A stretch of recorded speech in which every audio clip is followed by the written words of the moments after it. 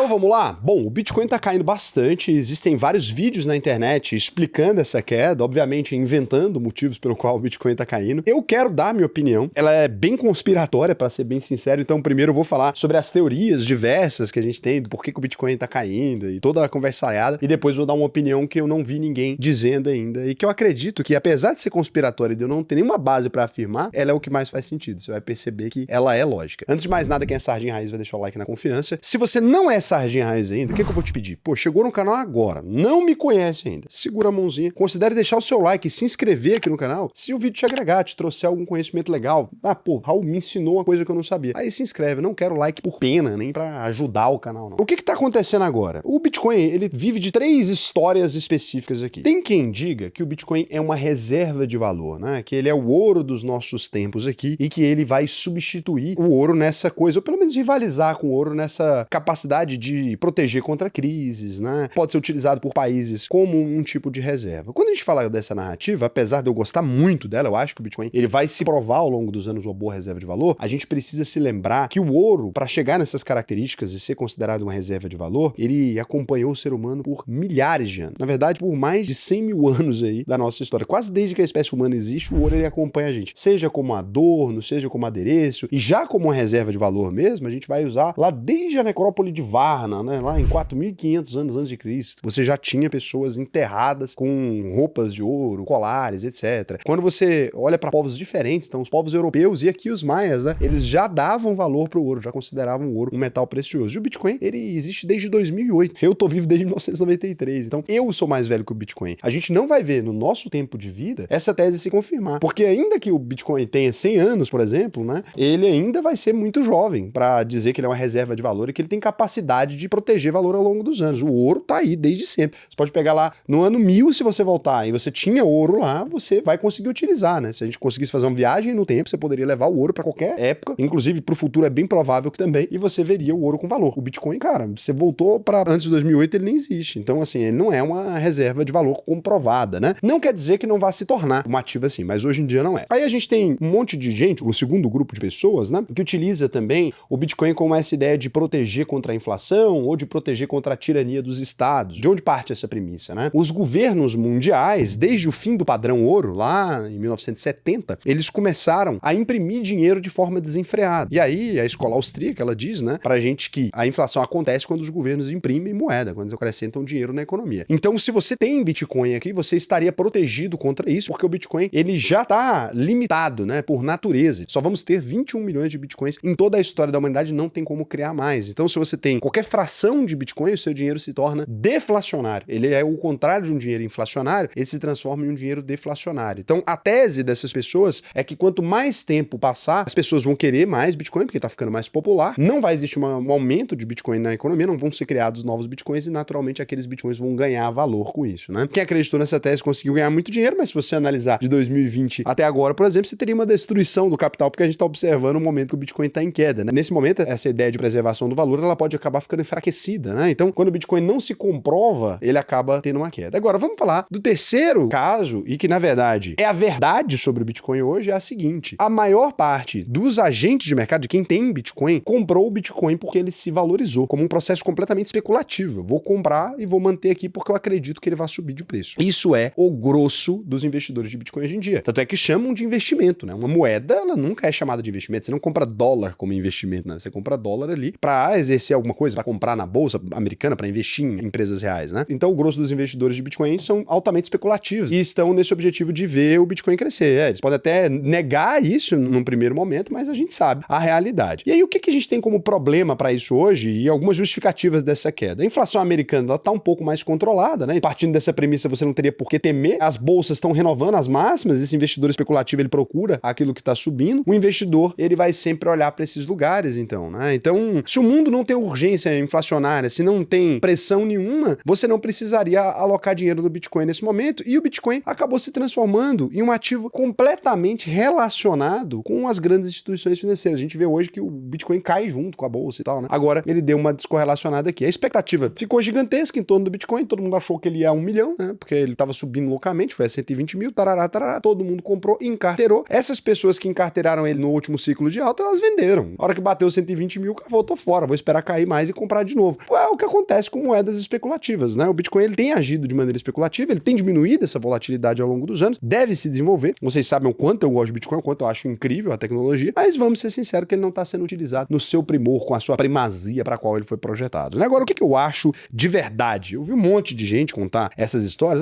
que o bear market atingiu um fator psicológico e tal, tudo isso é verdade. Agora, tem uma questão que eu sei que é, bilionários não gostam de perder dinheiro nem de perder controle. Quando você olha hoje, o grosso dos bitcoins, ele não está na mão dos atuais donos do mundo. Os atuais donos do mundo, né, a gente pode olhar os grandes investidores, os grandes conglomerados financeiros, os grandes bancos, etc. Eles não compraram Bitcoin lá no começo. E agora, eles estão vendo o Bitcoin subir e eles precisam encarteirar o Bitcoin porque eles decidiram que aceitar o Bitcoin. Então, o Bitcoin foi colocado em ETFs, o Bitcoin foi colocado no mercado institucional, ele está sendo vendido em bancos, ele está sendo custodiado por bancos, né? No mundo inteiro, inclusive no Brasil. No Brasil, BTG Pactual e Nubank encarteiram o Bitcoin, você pode colocar ali. Então, essas pessoas todas, elas olharam para aquilo e pensou, caramba, a gente deixou o Bitcoin ser controlado por um monte de moleque, né? Essa galera tá com tudo isso na carteira e agora a gente vai ter que comprar esse negócio a $100 mil?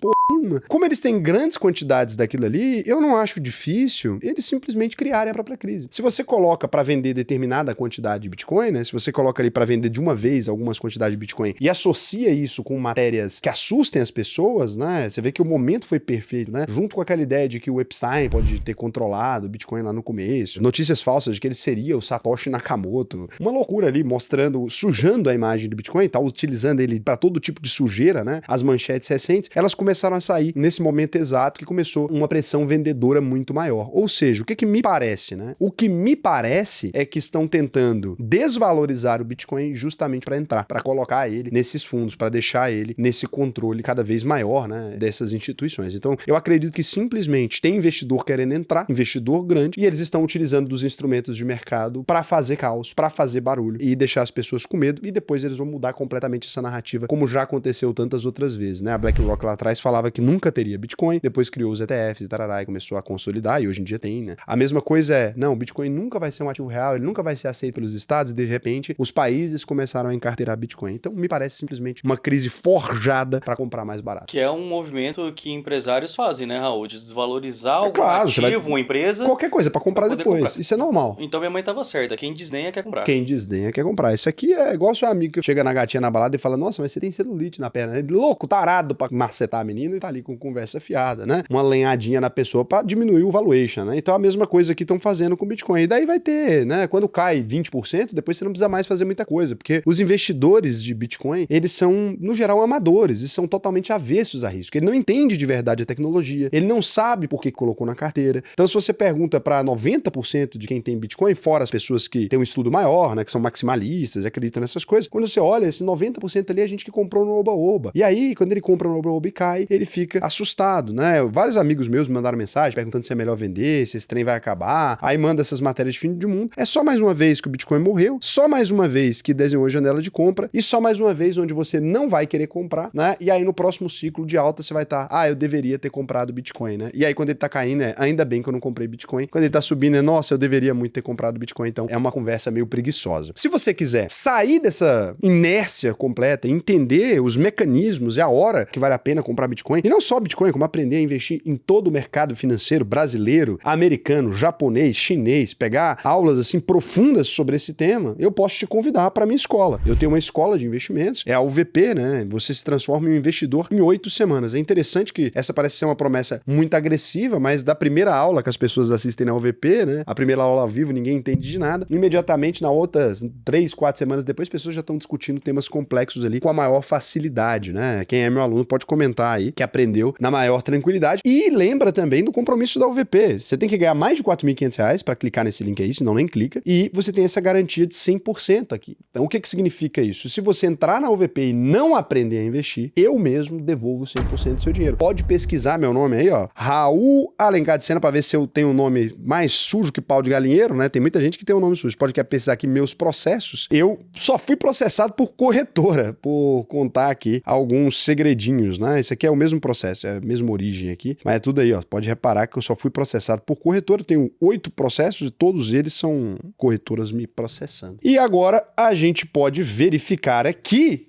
se vai ter comentário aqui com perguntas boas. Lembrando que essa semana... Não, semana não. Que dia que a gente vai? Essa semana. Ou aconteceu ou a gente tá indo. O evento que vai ter dos Creators e pro BTG Summit. Teve um evento incrível aí na segunda-feira, né? E a gente vai ver também se a gente ganhou o prêmio aí. O Nando Buiat falou, destravou a construção de ferrovia? Quais ferrovias? Quando você destrava a legislação para as ferrovias, elas não aparecem imediatamente. Você primeiro destrava a legislação e aí podem aparecer as ferrovias. O Luca Carneiro de Carvalho falou, mas o Banco Central não é independente? É independente. Porque quando o mercado define, o Banco Central baixa a orelha, aceita e aplica. Muita independência mesmo. Mas é isso que é ser independente, meu lindo. Ele é independente do governo. Não tem como o Banco Central ele operar apartado dos bancos. O seu animal! O nome do negócio é Banco Central. Ele é o Banco Central, o central dos bancos. Fala aí, Raul, o que você busca em um consultor de investimentos para fazer parte da UVP? Cara, um sorriso no rosto, de preferência